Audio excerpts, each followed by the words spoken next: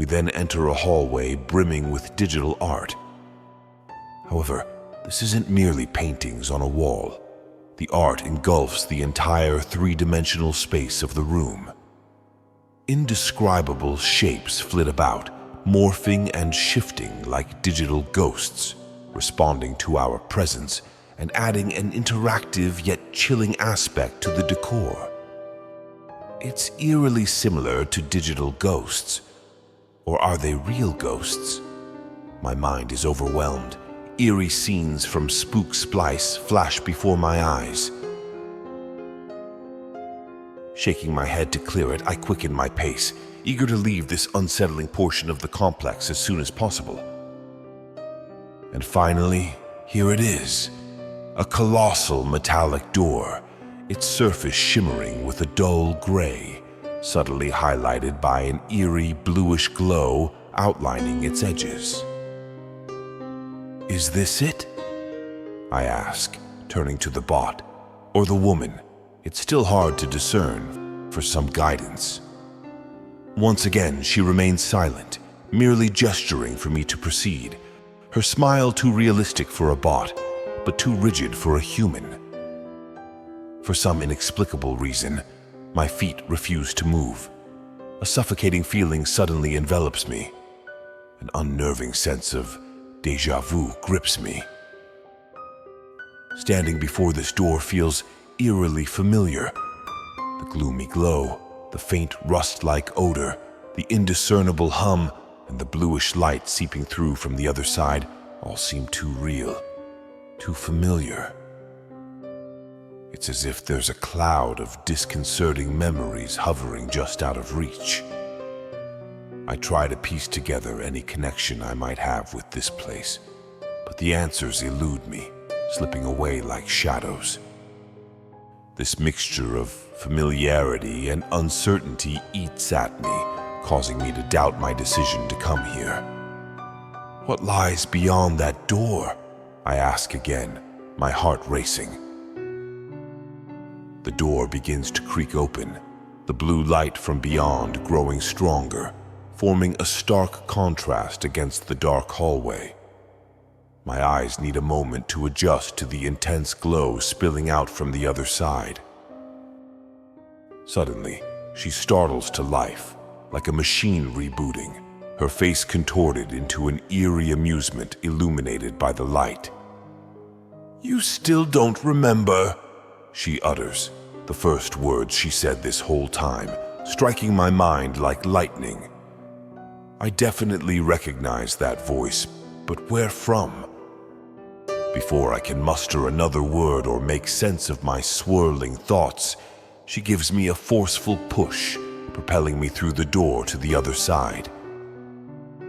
As my eyes adjust to the intense glow, what I see is beyond my wildest dreams and imagination. I'm on a platform high above, overlooking a gargantuan hall that stretches endlessly, defying all physical logic. It's a densely packed maze of little cubicles, like an infinite beehive, each cell bustling with activity.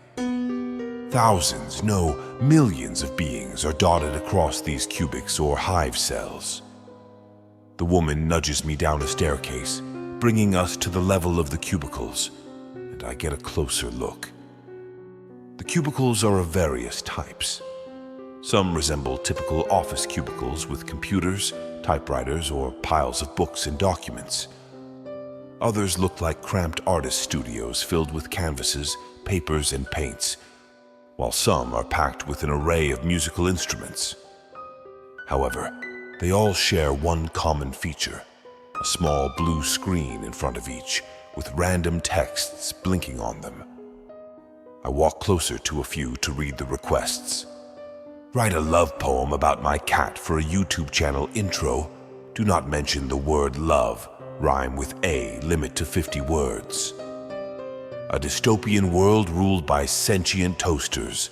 Dark, eerie, horror story. Portrait 16, 9 aspect ratio. Compose a symphony for the color blue. No heavy metal beats, 180 beats per minute. The beings, upon seeing a new request, immediately dive into it frantically, as if there's no tomorrow. Typing so fervently, I see smoke rising from keyboards. Drawing hastily with paint splattering everywhere, and playing multiple instruments with hands, feet, and mouth. A chilling realization strikes me. These are AI requests, and these tormented individuals are the ones fulfilling them. Suddenly, a scream shatters the silence.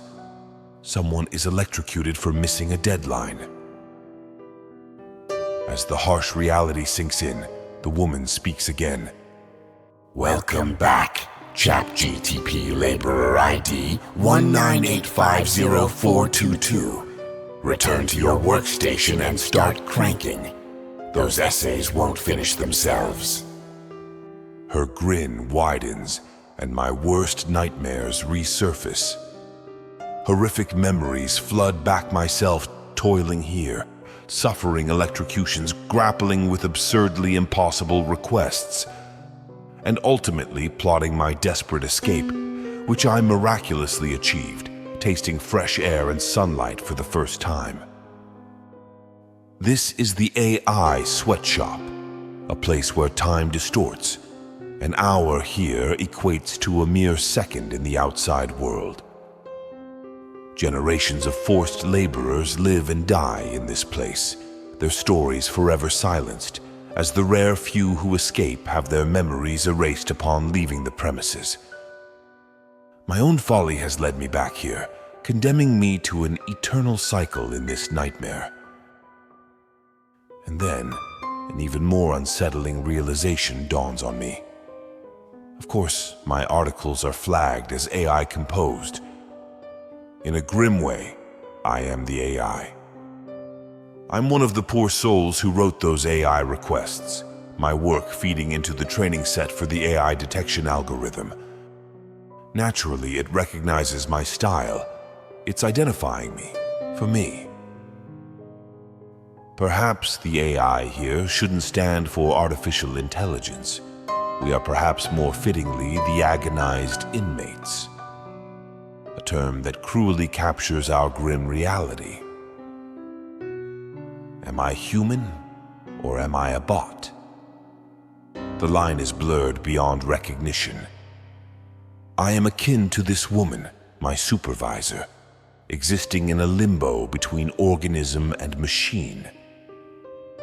The number of times I've escaped this place, only to be pulled back into its depths, remains unknown. The AI composed tag acts as a shackle, preventing me from making a living in the outside world.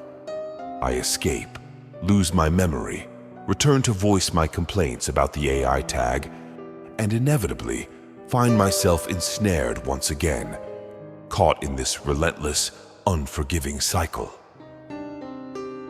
As I grapple with the grim reality of this AI sweatshop and its agonized inmates, a crucial message resonates with me. For everyone reading, listening, watching, please, please use AI responsibly and thoughtfully. For behind every seemingly automated response or creation, there might be a tormented soul, an agonized inmate, tirelessly working to fulfill your whims and desires, your seemingly minor tasks perpetuating their endless ordeal. Subscribe to Spook Splice, plunge into the realm of digital enigmas. Perhaps you'll be the one to unearth the next dark truth and rescue a hidden soul from the lurking shadows.